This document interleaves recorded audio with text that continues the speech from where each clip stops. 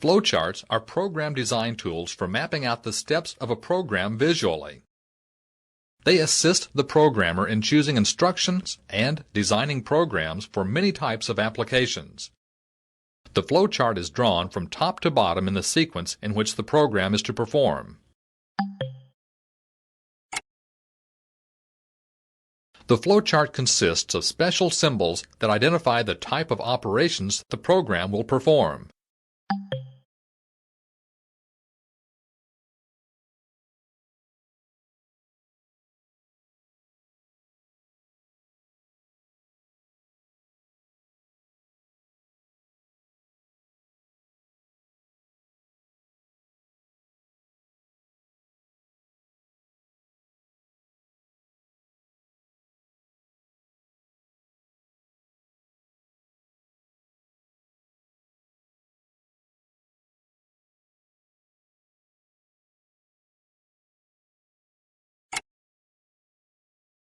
A flowchart can be drawn based on the general sequence of operations for a robot application.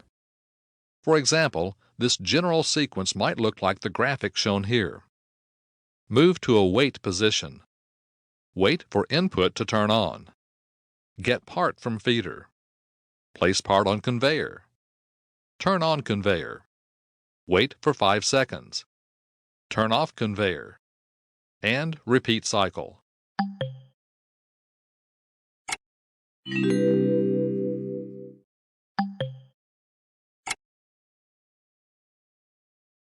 The MCL language contains a number of useful program commands which can be used to help the programmer develop work cell control logic. Some of the most useful of these commands are the conditional branching commands.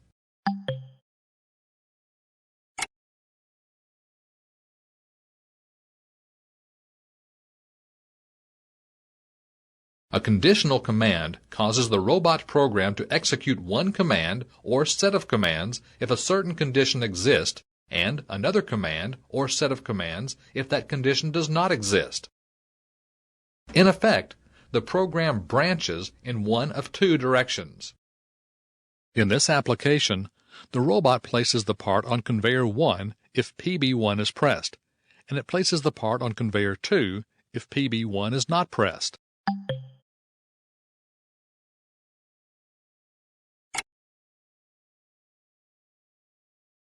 Note the difference between using conditional statements and using the wait-I command. With the wait-I command, the program will not do anything until that particular input is in the specified state. The program will stop at the wait-I command and wait. If conditional branching is used, the robot may be used to perform other tasks instead of waiting for an input to change.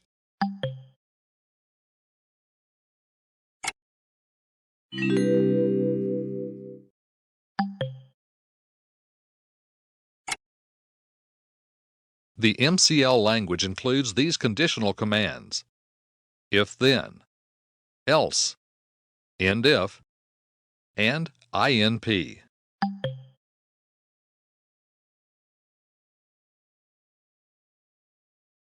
The if-then command is used to conditionally execute one or more commands. The if statement is followed by a comparison. If the comparison is true, the program executes the command or commands that follow the then statement.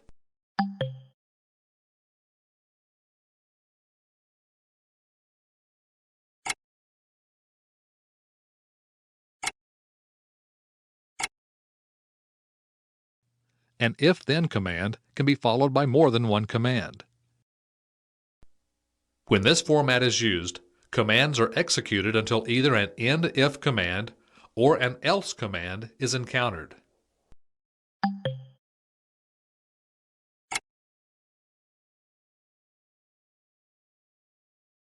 The else command may be used after an if-then command. If the comparison in the if-then command is false, the commands following the else command are executed.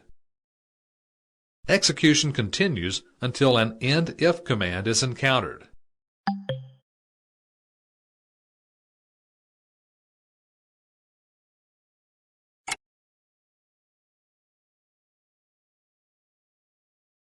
The end if command marks the end of the set of commands following an if-then command. Execution of commands following the end if command is not affected by the comparison made in the if statement. The end if command is not used when only one command follows the then statement.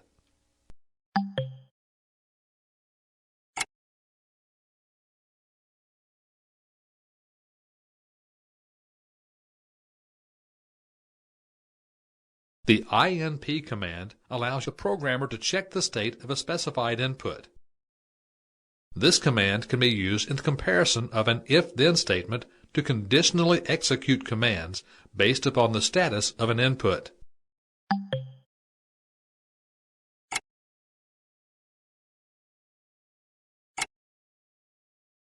Here is one example of a simple if INP then command. This command tells the program to look for input 3 to be on. If it is, then the program will branch to the label Go. The if INP then command may also be followed by else and end if statements.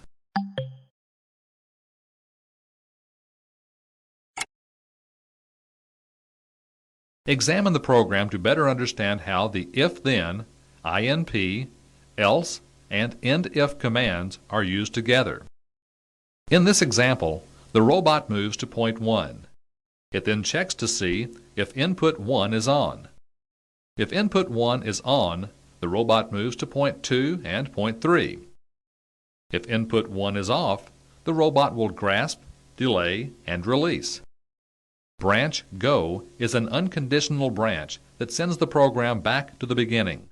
The cycle repeats until the program is halted by the operator.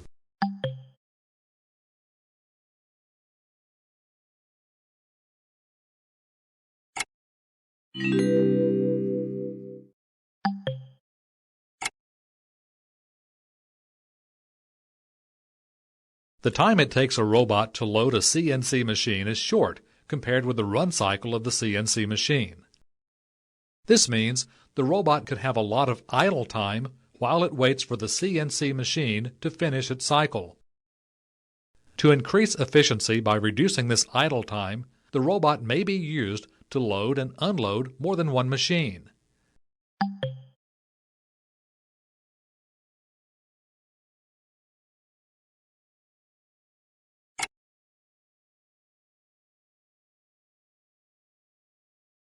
After feeding the first machine, the robot receives a signal from another machine that is ready to receive a part.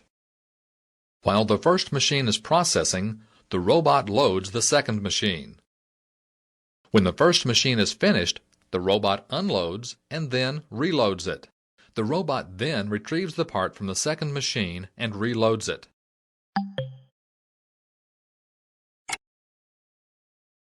This type of application requires the use of conditional branching commands.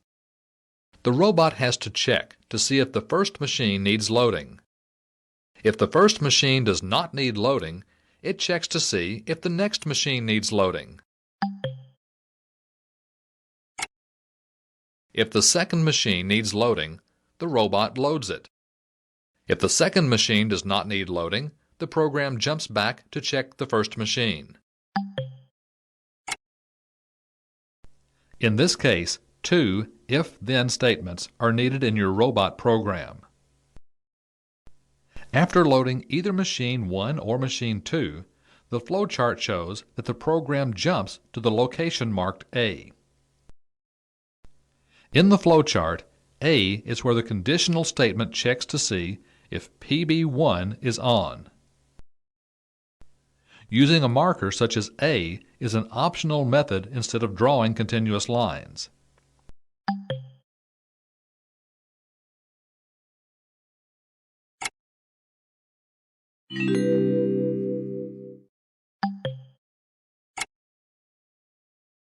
The Cartesian coordinate system is a method of defining a point or location in three-dimensional space. A point in space can be located in Cartesian coordinates by measuring along three straight lines from a starting position called the origin. These three lines extend from the origin at right angles, or 90 degrees, to each other.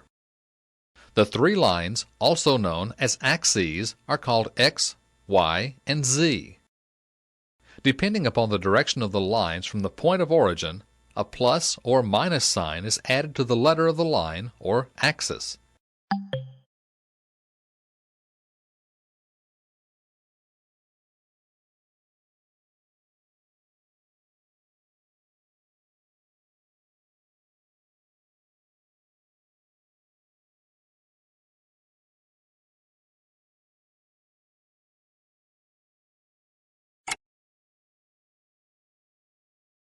The MCL language has the ability to use points in programs that are specifically identified in Cartesian coordinates.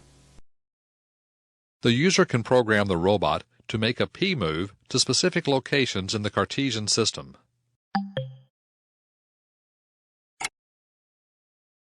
The example shows how a typical command would look. The first three numbers define the X, Y, and Z coordinates, while the last two define the gripper's pitch and roll positioning. Using Cartesian coordinates gives the operator the advantage of programming specific locations where you want the robot to move.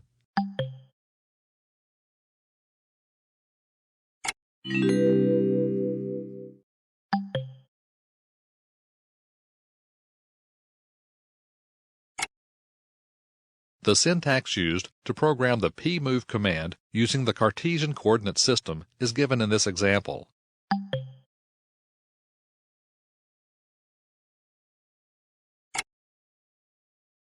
This example shows a line from a robot program that uses the P-move command and Cartesian coordinates in English units.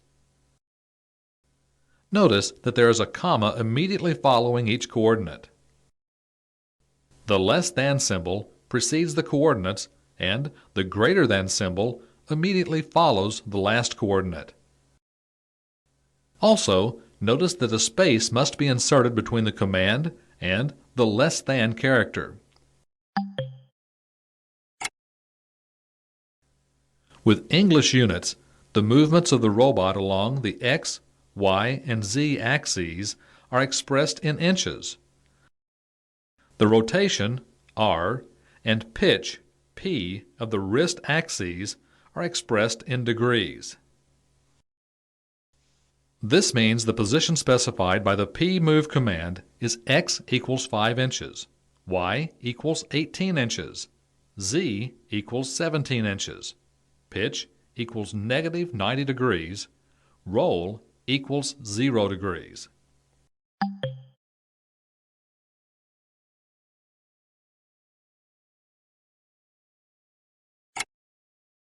If metric units are used, the same program command would appear as shown. With metric units, the movements of the robot along the X, Y, and Z axes are expressed in centimeters, whereas the rotation, R, and pitch, P, of the wrist axes are again expressed in degrees.